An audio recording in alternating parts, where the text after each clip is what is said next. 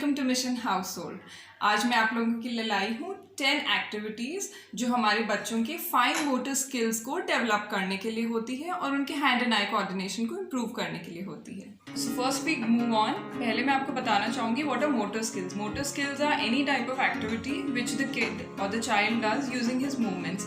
It is divided into two parts. First is gross motor skills and the second is fine motor skills.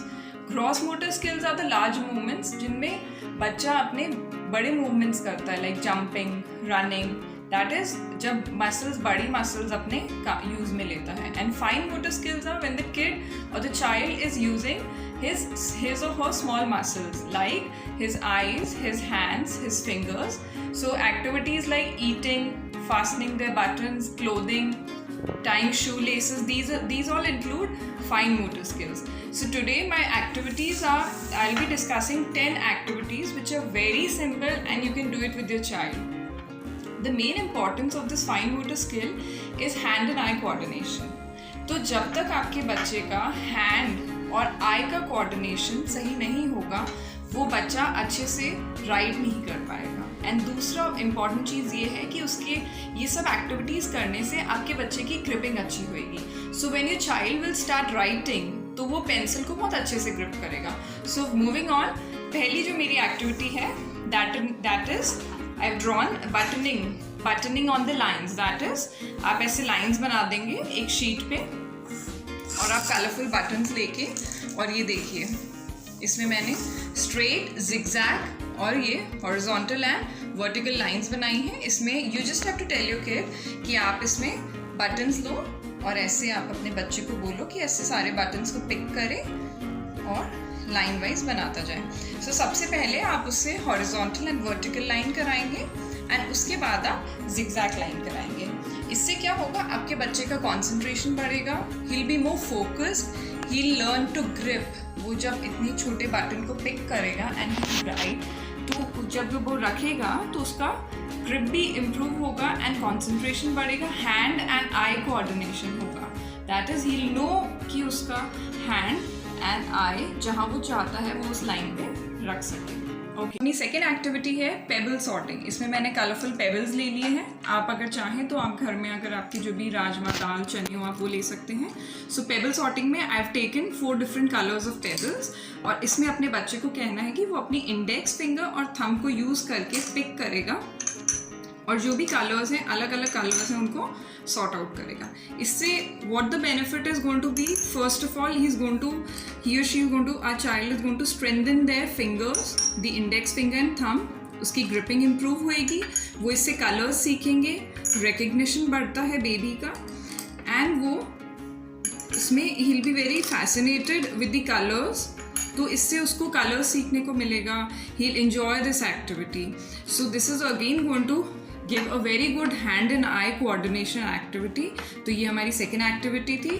Now moving on to the third activity. The third activity is stacking or piling activity in which आपके पास whatever you have, if you have disposable cups, you can give cups to your child and you will ask her to make pyramids, okay, like this. So what is going to happen is baby is again going to learn his hand and eye coordination, okay. उसको अच्छा लगेगा when she will be making, your child will be making structures, so that will fascinate him. अगर आपके पास cups available नहीं है, you can use the simple ice cream sticks and you can ask your child to make pyramids out of this. तो इससे क्या होगा, वो सबसे इम्पॉर्टेंट बात है हैंड एंड आई कोऑर्डिनेशन होगा, फोकस होगा, कॉन्सेंट्रेशन होगा और दूसरा he she will be very cautious about what they are going to do. तो वो बहुत ही विजिलेंट होंगे, वॉचफुल होंगे and they will enjoy this activity. So now we will come to the fourth activity. So हमारी fourth activity है cloth pin activity. इसमें कुछ नहीं है, अपने घर पे जो ये सिंपल क्लॉथ पिन होती हैं इनको यूज़ करना है. आप कुछ भी ले सकते हैं. मैंने ABCD का चार्ट लिया है. You can take whatever you want to. तो इसमें आपको बेबी को बोलना है your child has to put clips. तो जब आपका बेबी ये चाइल्ड ये क्लिप को ऐसे करेगा तो it will strengthen, this activity is going to strengthen her index finger and thumb, okay. और फिर अपने उसको बोलेंगे ऐसे इसमें पेपर में लगाएंगे. तो इससे क्या होगा, hand and eye coordination improve होगा, index and thumb finger strengthen होगा, ओके. तो ये इसको बच्चे को जो पेंसिल होल्ड करेंगे वापस इसको हेल्प करेगा इस एक्टिविटी में. Okay, so moving on to the next exercise. Activity is the stringing activity or thread and pasta activity.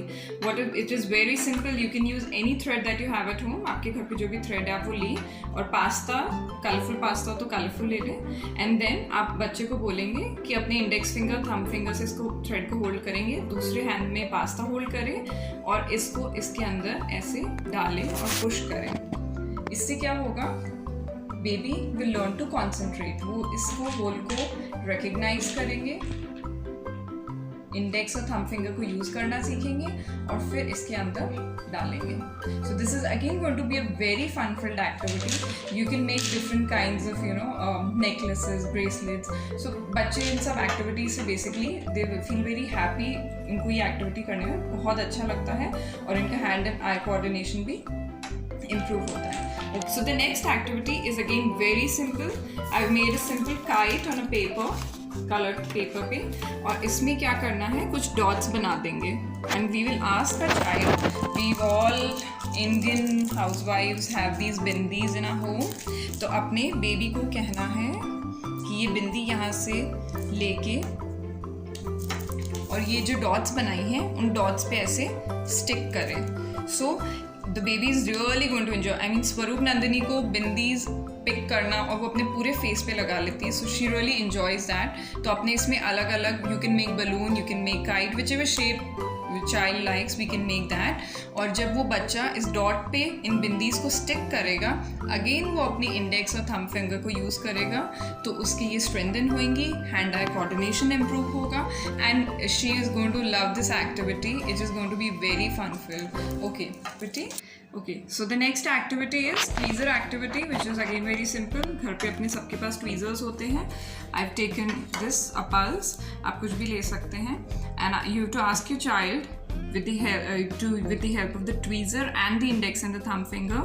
ये इस ऐसे एक जो भी आप दाल, पल्स, जो भी आपके पास अवेलेबल है आप वो ले सकते हैं, और बेबी को बोलना है कि ऐसे एक उसको पिक करे और दूसरे बोल में शिफ्ट ट्रांसफ़र करेगा. इससे क्या होगा, बेबी का कंसंट्रेशन बहुत बढ़ेगा, सिटिंग कैपेसिटी बढ़ती है, फोकस्ड होते हैं बच्चे, and hand and eye coordination obviously इससे इम्प्रूव होगा. Sponge activity is very simple. अपने सबके घर में स्पंज होते हैं.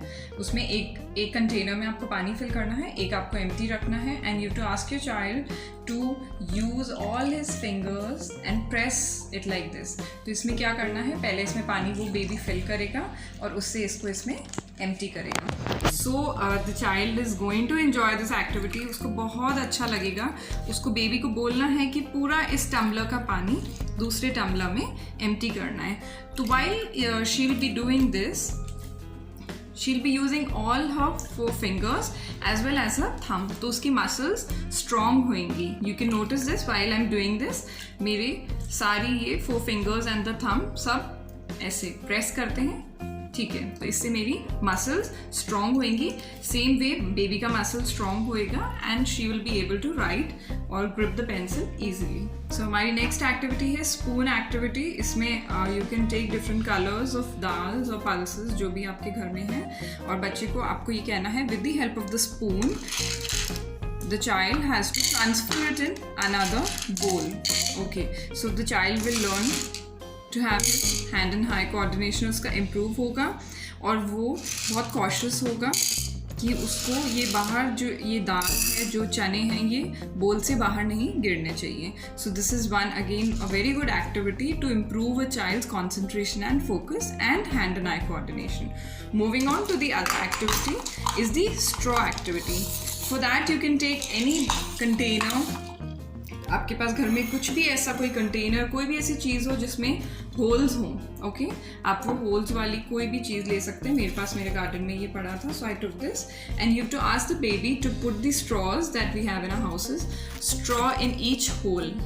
ओके, सो जब वो स्ट्रॉज डालेंगे होल में, तो इससे अगेन उनका hand and eye coordination improve होगा, फोकस्ड होंगे, कॉन्सेंट्रेशन होंगे, and they will enjoy these activities. Okay, so these were the 10 important activities जो हम घर पे अपने बच्चों के साथ कर सकते हैं, जो मैं स्वरूप नंदिनी के साथ करूँगी. इससे उसकी फाइन मोटर स्किल्स इम्प्रूव होंगी, उसकी मसल्स भी स्ट्रेंथन होंगी and it will help her to grip the pencil and do her daily work on her own. Okay, thank you.